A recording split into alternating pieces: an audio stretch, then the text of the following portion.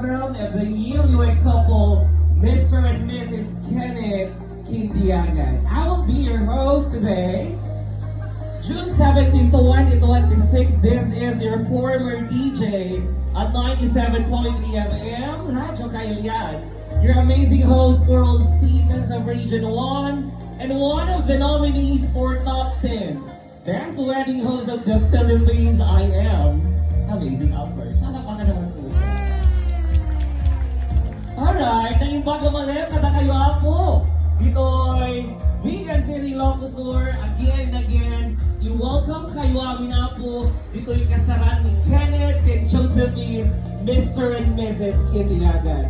So before we're gonna formally start the celebration, atin po munang kilalanin kung sino-sino nga ba ang apat na pamilyang pinag-isa ngayong araw na to. So as I shout out your family name or last name, mawari po sanang tumayo at kumaway-kaway tayo. Kaya naman unahin natin sa pamilya ni Kenneth, palakpakan natin ang pamilya Torres! Nasaan ang pamilya Torres? Kumaway naman po dyan. Ay, nandito sila. Hello, hello po. Nasaan naman ang pamilya Kinjakan? Nandito rin. Alright, hello po. Nasaan naman po ang pamilya ni Ma'am Josephine from Sevilla family? Hello.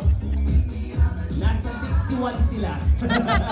Nasaan naman ang pamilya Arista? Kumaway tayo!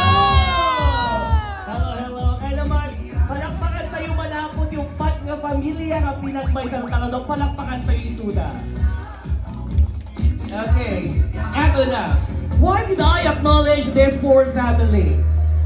Kasi eto na, when we talk about generosity, laki ng puso, na willing mag-share ng konting blessings sa mga naging totoo sa mga pamilya nila, kakaiba sila mag-share ng blessings. And I am one of the living evidence kung gaano ka-generous po ang pamilya ni Kenneth at pamilya ni Josephine. Speaking of generosity, ngayong hapon, habang hinihintay natin ang bagong mag-asawa, tayo po ngayon, or ang bagong mag-asawa po ay magbibigay ng konting blessings sa inyo.